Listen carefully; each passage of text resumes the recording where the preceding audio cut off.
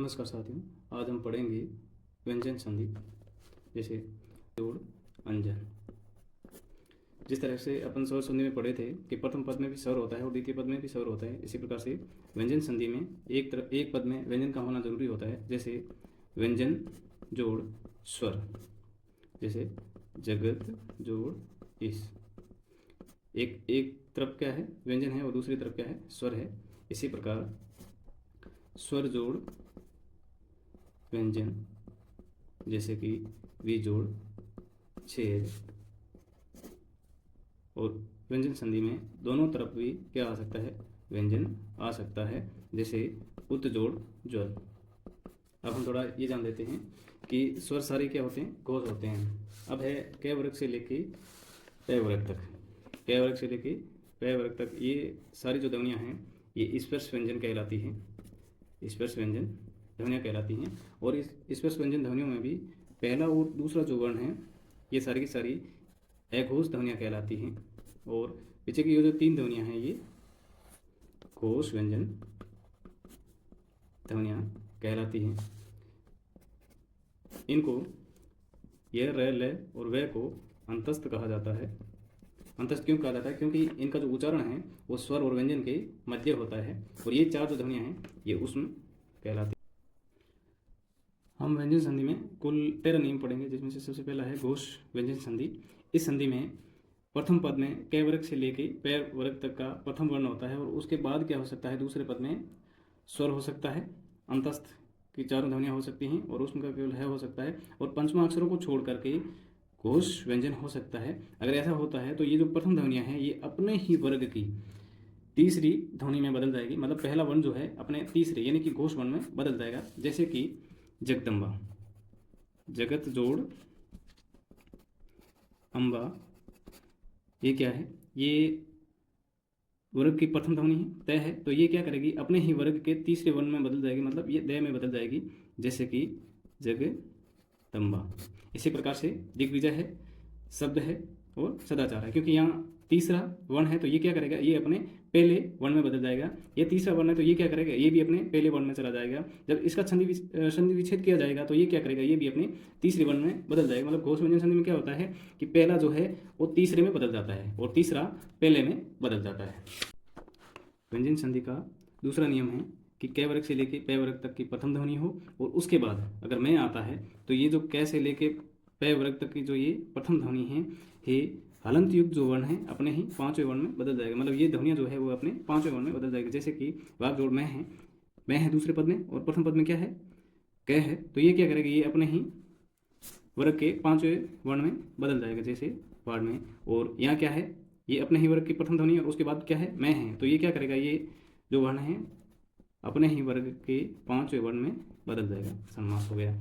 उसी प्रकार तीसरा नियम है कि अगर मैं के बाद स्पर्श व्यंजन ध्वनियाँ आती हैं क वर्ग से लेके प वर्ग तक, तो ये जो मैं है, मैं जो है ये क्या करेगा, मैं दूसरे वर्ण के पांचवें वर्ग में बदलेगा। मतलब कि ये मैं जो है ये दूसरे पद का जो भी वर्ण है उसका पांचवा बदल जाएगा, पांचवें में बदल जाएगा। जैसे कि संजय लिखा है समझोड़ जय, ये क्या है, ये स्पर्श व्यंजन ध्वनि है और ये क्या है, मैं है, तो ये क्या करेगा, ये इसके पांचवें वर्ण में बदल जाएगा। जैसे कि ये अब हिंदी का ये जैसे पंचम वर्ण है तो इसका मानकीकरण कर दिया गया है कि इसको ऐसे नहीं लेकर के इसको अनुस्वार के रूप में लिखा जाता है।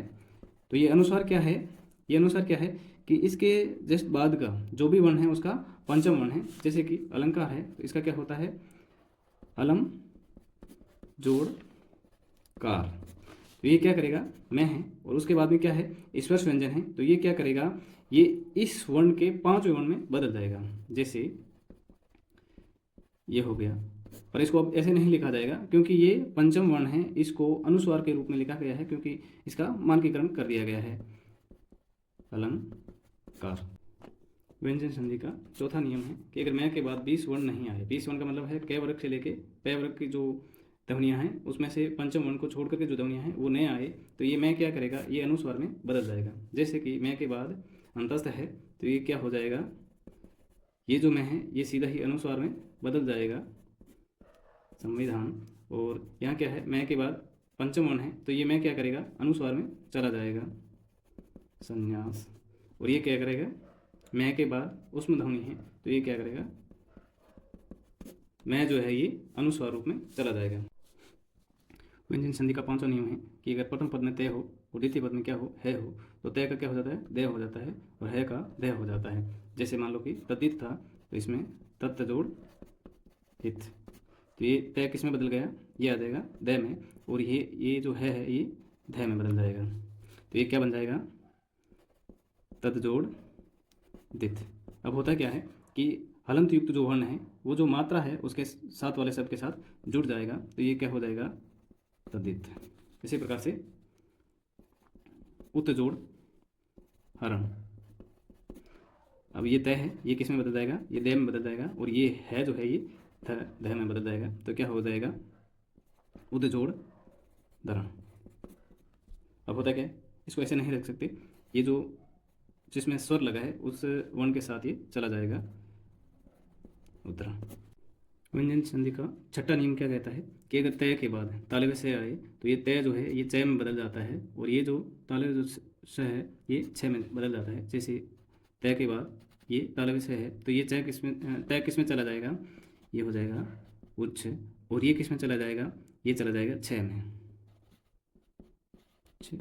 वास। इसको ऐसे लिख सकते हैं, उच्च वास। अब जैसे उच्चिष्ट है तो ये चय किस में चला जाएगा, ये चला जाएगा तय में, और ये जो छः है ये किस में चला जाएगा, ये तालव्य है स में चला जाएगा, उत जोड़ शिष्ट। अगर तय के बाद ये स है तो ये तय क्या करेगा, ये चय में बदल जाएगा, और ये छः स जो है ये छः में बदल जाएगा। व्यंजन संधि का सातवां नियम है कि अगर व्यंजन द्वित्व आए तो पहले का क्या हो जाता है, तय हो जाता है। जैसे कि उज्ज्वल का है तो इसमें जो ये पहला वन है उसका ये तय में बदल जाएगा, उत जोड़ ज्वल। ये जो लय है इसका जो हलंत युक्त जो वर्ण है उसका तय बन जाएगा, उत जोड़ लेख। इसी प्रकार आठवां नियम क्या कहता है कि अगर ई आए, ऊ आए और उसके बाद दंत्य से आए तो वो क्या करे, मूर्धन्य से में बदल जाता है। जैसे कि ये ई की मात्रा है और ये दंत्य से है तो ये क्या करेगा, ये मूर्धन्य से में बदल जाएगा। ई के बाद सेद आया है तो ये जो दंत्य से है ये किस में बदल जाएगा, ये मूर्धन्य से में बदल जाएगा, नहीं जोड़ सेद। व्यंजन संधि का नौवां नियम है कि अगर प्रथम पद में स्वर हो और दूसरे में छः हो तो ये जो स्वर और छः है इसके बीच में छः का आगमन हो जाता है। जैसे कि वी जोड़ छेद है तो यहाँ स्वर है, यहाँ छः है तो यहाँ क्या आ जाएगा, बीच में इन दोनों के बीच में छः आ जाएगा, विच्छेद। इसी प्रकार ये स्वर है उसके बाद क्या है, छः है तो यहाँ बीच दोनों के बीच में क्या हो जाएगा, छः आ जाएगा, सब जोड़ संध। इसी प्रकार यहाँ स्वर है और यहाँ छः है दूसरे पद में तो यहाँ क्या हो जाएगा, छः का आगमन हो जाएगा, जैसे कि अनुच्छेद। इसी प्रकार दसवां नियम है सम के बाद कार हो, करण हो और कृत्य हो, इस तरह के शब्द आए तो ये मैं जो है ये तो अनुस्वार में बदल जाएगा, और इस प्लस की जगह क्या हो जाएगा, दंत्य से आएगा, सम जोड़ कार। तो ये मैं तो क्या है अनुस्वार में चला जाएगा, और इस प्लस की जगह क्या आ जाएगा, दंत्य संस्कार। इसी प्रकार ये किस में बदल जाएगा, मैं में बदल जाएगा, और इसकी जगह क्या आ जाएगा, दंत्य से संस्करण। इसी प्रकार समझो कृति संस्कृति। इसी प्रकार 11 नियम है, परि के बाद अगर कार करण कृति आए तो ये प्लस है ये किस में बदल जाएगा, ये मूर्धन्य से में बदल जाएगा। जिस प्रकार से परि जोड़ कार है तो इसका क्या हो जाएगा, परिष्कार। इसी प्रकार परि जोड़ करण है तो इसका क्या हो जाएगा, परिष्करण